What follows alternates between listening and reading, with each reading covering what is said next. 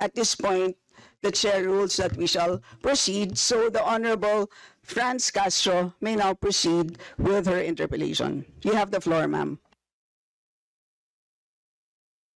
So, Madam Chair, siguro first observation, no, yung on the budget for the 2024, yung Vice President na nagsabi, Madam Chair, na slow and low utilization. So nakita naman natin doon sa presentation. So yung utilization ay napakababa. Pero syempre comment ko lang, no, mas mabilis siya sa confidential funds. 100% in 11 days. Madam Chair. So, Madam Chair, so according to the utilization of the confidential and intelligence funds submitted by the COA to us, no, so we have here surveillance and monitoring. Sabihin ko lang, Madam Chair, no, yung purchase of information out of 125 million confidential funds in 2022, purchase of information 14 million, payment of reward 10 million, rental and other incidental expenses relative to the maintenance of safe houses 16 million, purchase of supplies 35 million, provision of medical and food aid 40 million, payment of incentives or traveling relative to confidential operations is 10 million. So a total of 125 million conducted surveillance in 132 areas in 11 days. So 100% utilization. Madam Chair, I have also here a report about the notice of disallowance. According to the notice of disallowance, the COA disallowed 73,287,000 out of 125 million confidential funds used by the OVP in 2022. So this is 58.63% of the 125 million. So can you confirm, the Vice President? Madam Vice President. Madam Chair, since you allowed her a snide comment, you will allow me a snide comment as well. So my question Diba? is, can you Yes. confirm? Yes. Yeah, okay. Diba? Okay. Yes, Madam Chair. So Before you proceed, may I remind both our guests and our resource You should have reminded persons her when she said the refrain line, diba? I called your attention, Madam Chair. You did not recognize me. So, ngayon, sasabihin ko na, if you allowed her that, you allowed me a snide comment as well. I don't recall hearing a snide comment, Madam Vice President. Ang snide comment, that's a matter of judgment. So please proceed with Secretariat, your... Madam Chair, I would like the Secretariat to repeat the first 3 lines of the comments. Well, a point of order, Madam Chair. Point of order, Madam Chair, kasi parang... So let's please proceed with the answer. Point of order, Madam Madam Chair, kasi parang siya yung nagpe-preside eh. Yes, that's why Kasi inuutusan Madam mo yung Vice President. Secretariat natin sa Committee on Appropriation. yes. Alaman Some ano, order, di ba? So, please. Yes, okay, thank you, Madam Madam Vice Chair. President, please proceed with the response. There's a question. Please proceed with the response. Madam Chair, I do not understand bakit a person convicted of child abuse is still sitting in a seat. Point of Of the order, House Madam of Chair, ito yung Representatives. sinasabi natin na dinadivert ang usapan sa ating budget hearing. Kung nagawa po niya yan sa Senado, Madam Chair, dapat hindi natin yan pahintulutan dito sa Kamara. You allowed her a snide comment and then you will not allow me Please wait a to be snide recognized. comment? Excuse me, our members and our guests. I warn you. Please wait Don't go into this rabbit hole. Please wait to be acknowledged before you speak. Okay, so at this point, Honorable Manuel. Yes, Madam Chair, again, it's another point of order kasi kapag may mga deliberation tayo, we should stick to the topic. Hindi pwede, Madam Chair, na dinadivert natin yung usapan para hindi natin sagutin yung tanong ng mga mambabatas natin. This is actually the best opportunity, formal proceedings, nakikita po ng publiko para malaman anong sagot ng Vice Presidente. So hindi po natin napapayagan ang ganong mga argumento na hindi naman tumutumbok dun sa topic natin. So, Okay, Madam Madam Vice Chair, President, there's I will a make this question. easy for you. Please make Sige, ma'am. your responses direct to the point. Sige, ma'am. I will make this easy for you. What rules are we using for this budget hearing? We have our rules Yes, ma'am. adopted by the Committee on Appropriations. Right, okay. We searched for that rule. So we only found the general rules. So we have a copy of the rules for the budget hearings. Well, as far as I'm concerned, mas importante ang rules para sa amin. Kayo po, ang kailangan nyo lang marinig is yung acknowledgement for you to begin to speak. Yun lang po ang pinaka-importante para sa guests. Sa totoo lang po. Yes, ma'am. So ang pinaka-importante, yes, you may proceed. At saka po yung adjournment. Yun lang po. Yung termination po. Yun ang pinaka-importante lang po. For the rules, yun ang ay importante para sa members. But we may provide the copy to you. Yes, So ma'am. please proceed and answer the May we question. request a copy? Yes, yes, absolutely. But Yes. please, there is a question. And do you want us to repeat the question? And we will not penalize you on the time. I don't You can repeat the facts from the notice of disallowance. I don't from need the repeat of Honorable the Franz. question. Yes, Honorable Franz Castro, you may repeat your question on the notice of disallowance, I believe. Yeah, tama, Madam Chair. So according to COA, the notice of disallowance is amounted to 73,287,000 out of 125. At ito po, Madam Chair, yung mga breakdown ng mga disallowed na mga na mga purchases. So reward payment of 10 million, payment of rewards, various goods, 34.857 million, payment of rewards, medicines, 24.93 million, tables, chairs, desks, computer and printers, 3.5 million. So, ang question, Madam Chair, so yung letter A, B, and C, so nakita naman natin nandoon yung sa joint circular. How about yung ito, no? How about yung mga tables, chairs, desktop, computer, na umabot po ito sa 3.5 million. So, pwede bang maipaliwanag kung bakit ito pinurchase, Madam Chair? Madam Vice President. Madam Chair, I still request for the rules of the budget hearings. Okay, Vice President. gusto mo sagutin ko, ma'am. Yes, Madam. This is a hearing of the budget of 2025. Nasaan dito ang confidential funds? Yung tanong niya, Madam confidential Chair. funds. Nasaan dito? Honorable Madam Chair, Franz, you may ito yung continuing, continuing questions pa natin noong 2024, during the last budgets. Hindi na ipaliwanag itong 125 million na alam naman natin na wala ito sa budget ng 2022. So, ito, Madam Chair, sa rule naman natin, lahat dito tinatanong no? So, according to the budget, whether it is in the past, kasi nakikita natin yung utilization noong mga budget, kahit na yung past years, ay pwede nating busisiin dito, Madam Chair. Tama ba ako, Madam Chair? I will agree with you, the Honorable Franz Castro. You may proceed, Yes, Madam ma'am. Vice President. Yun yung sagot ko, ma'am. Nasaan ang topic natin dito at ang pinasubmit ninyo sa amin is the budget proposal of 2025. Where in the budget proposal of 2025 is the item confidential funds. In aid of legislation nga ninyo, nakalagay nga doon sa rules ninyo, diba? The discussion should be germane to the topic. The topic is the 2025 budget proposal.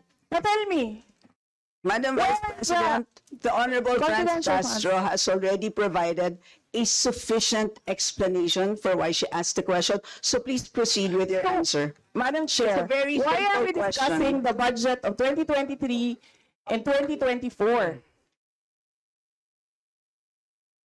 Honorable friends, Castro. So kung ayaw niya sagutin, Madam Chair, so let me go through na lang with my question kasi related naman ito. Remember, Madam Chair, question natin ito noong last year at yung 125 million na ito ay hindi ito maipaliwanag, no? Dahil nga confidential no? Nagtago sa word na confidential. At ngayon, kailangan nating maipaliwanag at it is in the interest of the people. Yung 125 million na ito, Madam Chair, kaya kailangan ito na mabusisi at kailangan ito maipaliwanag ng OVP. Kaya hindi tayo pwedeng questionin ng mga rules, questionin ng mga topic, etc. Dahil related din naman talaga ito sa budget, Madam Chair. Madam Chair. Yes, you may proceed. I request that the chairperson of the Finance Committee preside over this hearing. Madam Vice President, with due respect, you are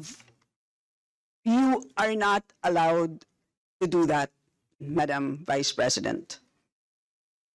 You are not allowed to introduce any motion. You are a research person in this Not- hearing, Madam President. I did Vice not move, President. ma'am. I requested, as same vein. your resource person, I requested So that the your request chairperson is of the denied, committee. Madam Vice President. Just please answer the question. The issue on confidential funds falls squarely within our discussion of your 2025 budget. Narinig mo yung sinabi niya, ma'am? Narinig mo yung, please proceed. nakikinig ka sa kanya kanina? Absolutely. Walang rules dito. Please proceed and answer the question. It's a very simple question. Di ba? Please explain the specific spending on those items that she enumerated, amounting to a total of, honorable friends, do you want to Amounting repeat to a that? total of 73.287 million. So, dahil may notice of disallowance, so ibig sabihin, Madam Chair, illegal ito at not in accordance with the joint circular by the COA, DBM, and other related agencies. So kung ito ay dinisallow, so ibig sabihin illegal yung paggamit nito. Madam Chair, nitong mga items na binanggit ko po, Madam Madam Chair. Chair, you Madam cannot Vice President. you cannot allow a member of the House to just claim that it is illegal. That is a Madam notice Chair. of disallowance. That is a procedure inside the Commission on Audit. Hindi sa upuan niya. Honorable friends, Okay, thank you, Madam Chair. So, thank you for the explanation, Vice President. Okay, next. According to accomplishment report of OVP, it spent 10 million for payment of reward. So, Madam Chair, in 11 days, ilang tao kaya at magkano kada tao ang reward? In fact, COA disallowed the whole amount spent by OVP for payment of reward. Hindi ba, Madam Chair, questionable ito?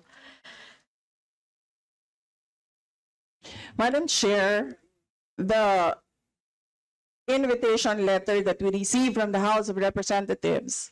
Dear Vice President Duterte, the House Committee on Appropriations will hold briefings, hearings on the budget proposals of various departments, agencies, and corporations relative to the fiscal year 2025 National Expenditure Program as the basis of the fiscal year 2025 General Appropriations Bill. Nasaan? Sa presentation ko kanina, ang haba. Ang confidential funds.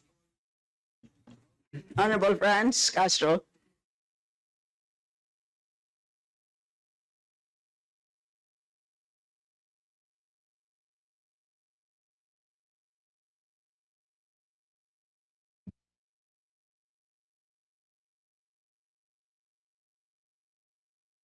Can we request our technical people to fix the mic?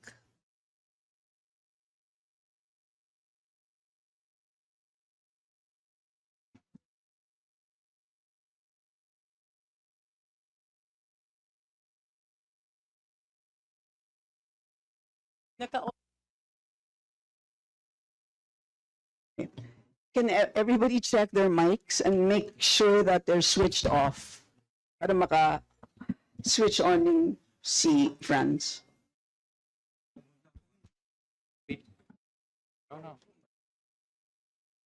Meron na ako. Meron na. Add even yata to.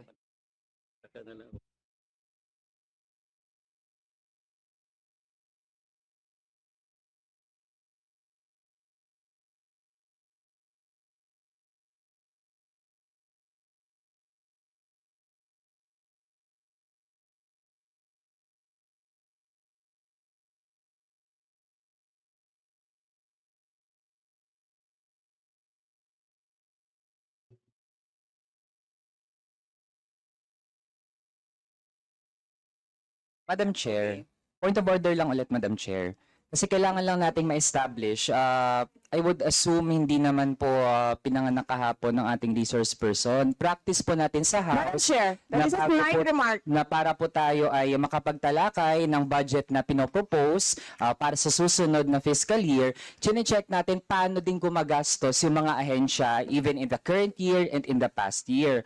Also, Madam Chair, Section 162, Rulings as Precedents, rulings on questions raised by members shall form part of the parliamentary practice of the House. At practice po natin since time immemorial na hindi lang po ang proposed budget yung tinatalakay. Kasi yung performance ay dapat bahagi din ng discussion. Yun lang, Madam Chair.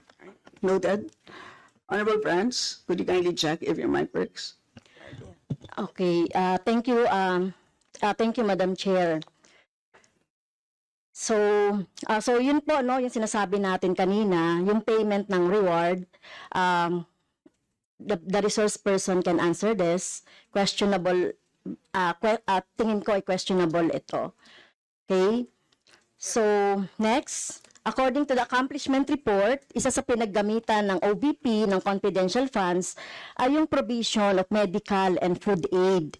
This is not allowed under the Joint Circular number 2015-01 dahil kailan pa naging confidential fund ang pagbibigay ng ayuda. Or kung ito naman ay ginamit sa mga ginamit na tao or informant in 11 days.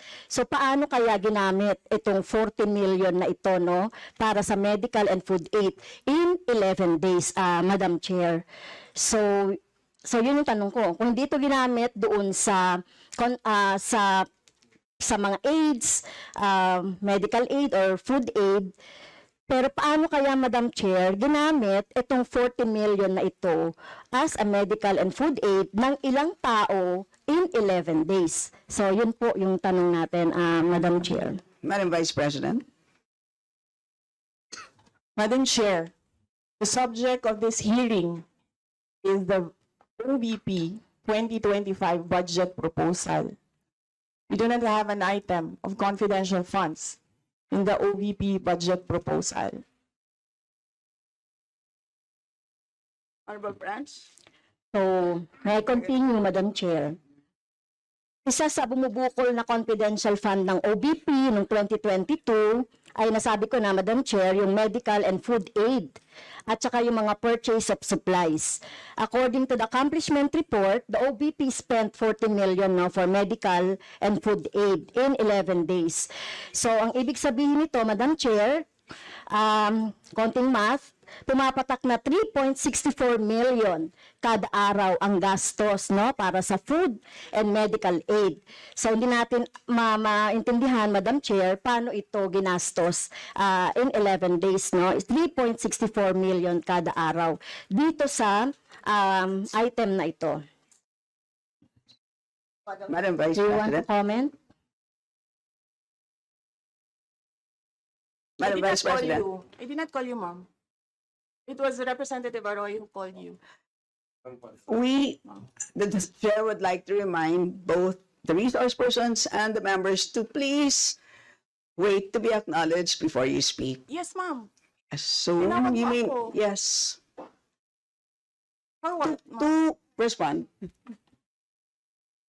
So any comment, Madam Chair, dun sa sinabi natin based dun sa accomplishment report, So, kung gagamitan natin ng konting math, 3.64 million kada araw ang gastos para sa medical and food for 11 days. For how many people ba ito?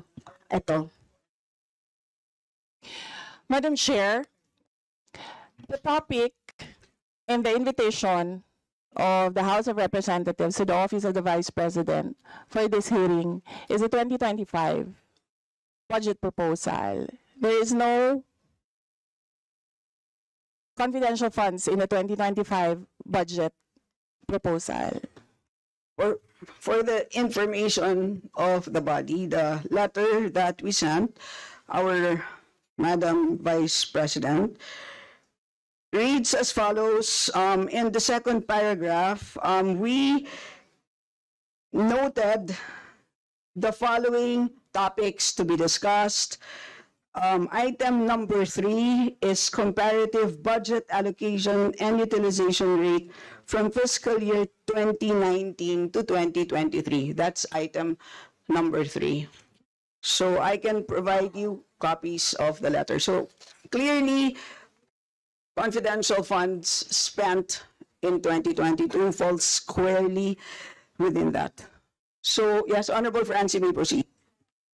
Yes, Madam Chair. So, mukhang hindi na tayo sasagutin ng hindi na ako sasagutin ng ating Vice President. So, sa bawat sagot kasi na ganyan ng ating Vice President, for the record, since ayaw magpaliwanag ang BP, so ibig sabihin nito, yung paggastos ng 125 million ay na pera ng taong bayan ay hindi maipaliwanag.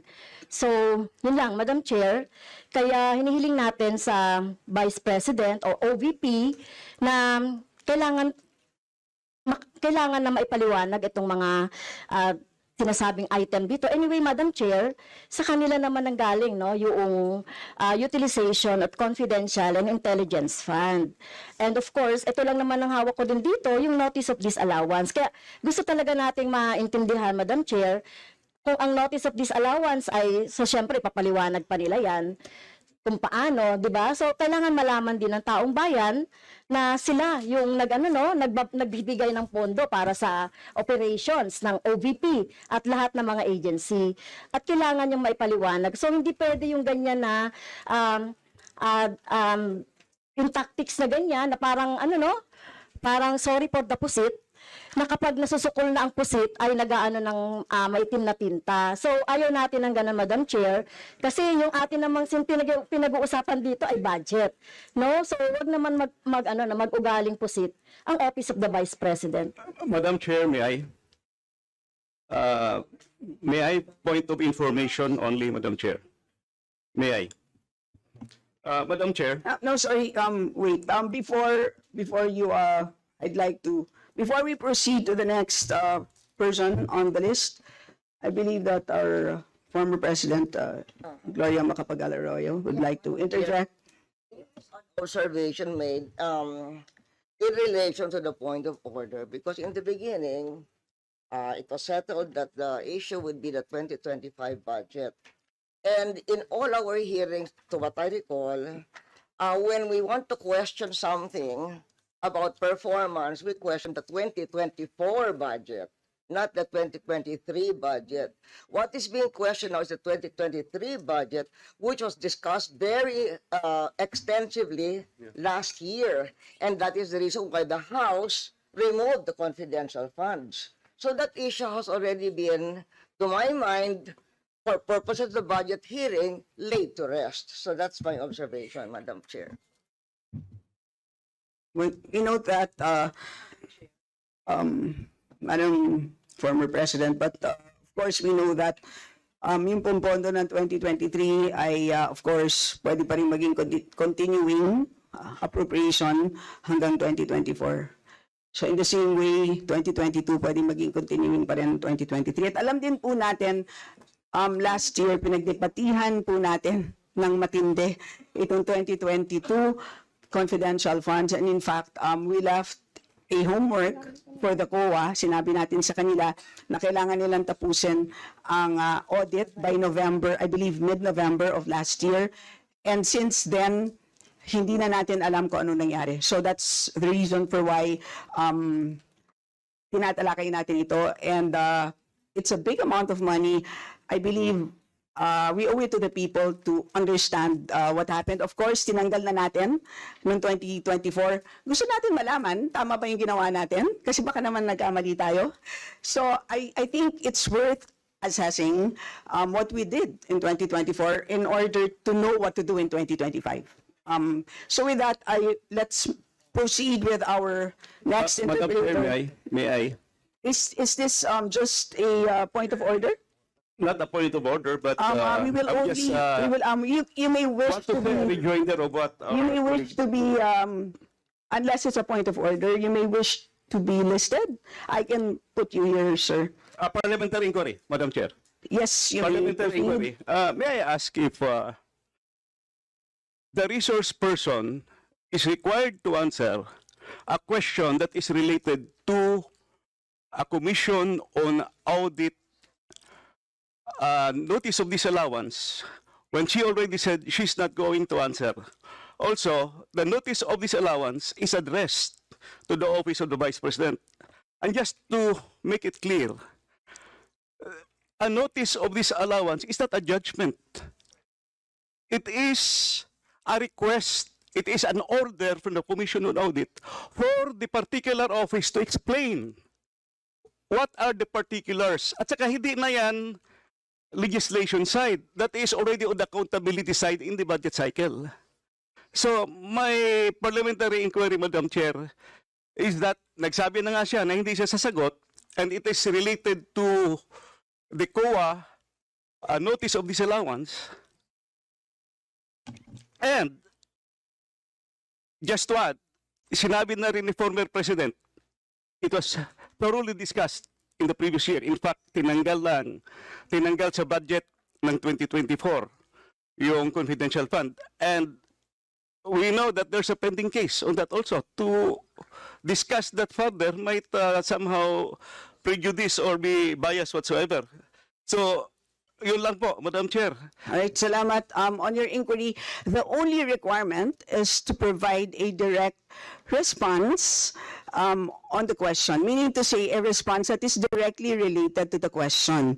Meaning to say, kung may question at ayaw niyo pong sagutin niyo ng diretsahan na hindi po ako sasagot dun sa tanong. Ang problema po kasi, ang response ay naging hindi related dun sa tanong. Halimbawa, may tanong, ang sagot ay paglalarawan doon sa nagtanong. So hindi naman yon klaro na hindi yon directly related dun sa tanong. Kaya, yun po, I think it's a reasonable ask. If there's a question, you may or may not answer. You're not compelled. But you just please say, I do not wish to answer.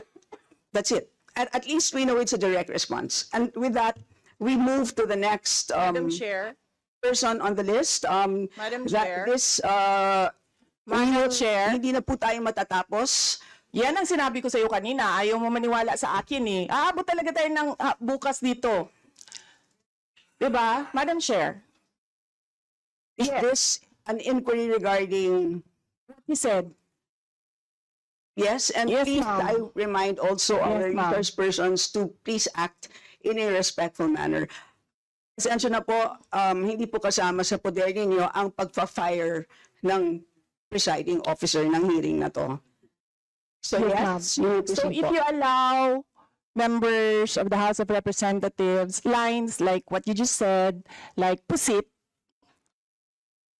bakit mo ako kinukrucify for saying a fact that somebody is convicted of child abuse sitting in the chair? Pusit, and then I cannot fire the presiding chair. So bakit? Yes, we Bakit napaka one-sided nito, ma'am? noted po. Dahil ba madami kayo dyan sa kabila at nag-iisa ako dito? We note all your comments, ma'am, and let us now proceed. Thank you, ma'am. Thank you, ma'am. Madam Chair, point of order. Yes, the Honorable Benny Abante. I just came in, I hear this. We're not talking about the budget, we're accusing each other here. I'd like to find out from the resource speaker, if this is the kind of hearing that we're going to have. Sir, I am not the presiding officer of this hearing. I know. Yes, sir. But the thing is, you're asking questions, Madam Chair. The speaker does not have any right to ask questions. Or do you have? Where is that Madam Vice in your President, rules that Madam a Vice resource President, person this is a cannot budget hearing. request for Please, clarification? Some order, please. Some order, please. Yes, Honorable Benny Abante, you may proceed. I'm just asking a question to our resource speaker, you know, because she's asking a question and she's accusing some of the members of this committee. I just would like to find out if we are the ones that have the right to ask questions and her right is to answer the questions of the committee. Okay, so we Yun got- po sa akin yung point of order, Madam Chair. Yes. I think you understand me, Yes. Madam Vice President, am I right? No, sir. I'm gonna ask the No, so- the chair to ask you to clarify what are my Yeah, accusations. please wait to be recognized, ma'am. Pasensya na po. So again, I'd like to remind our resource persons that you are here, you're invited to answer, to present, and you've done that. Thank you very much. And at this point in time, you're here to respond to the questions of our members, and we request you to please respond in a direct way. So with that, I'd like to recognize from the majority the Honorable Milagros Aquino Magsaysay.